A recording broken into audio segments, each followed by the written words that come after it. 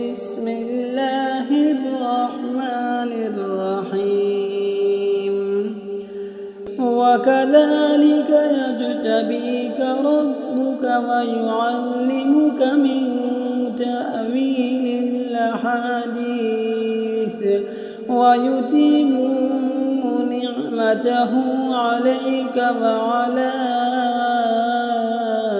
آل يعقوب كما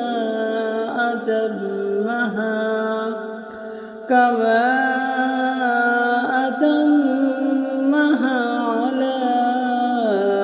أبويك من قبل إبراهيم وإسحاق إن ربك عليم حكيم لقد كان في يوسف وإخوته آيات للسائلين إذ قالوا ليوسف وأخوه أحب إلى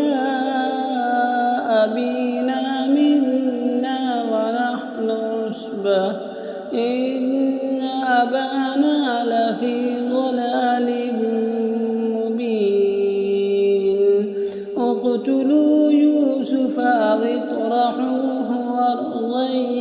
يخل لكم وجه أبيكم وتكونوا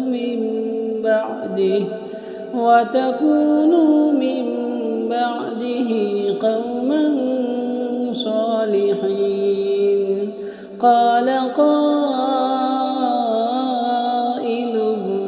منهم لا تقتلوا يوسف وألقوه في غيابة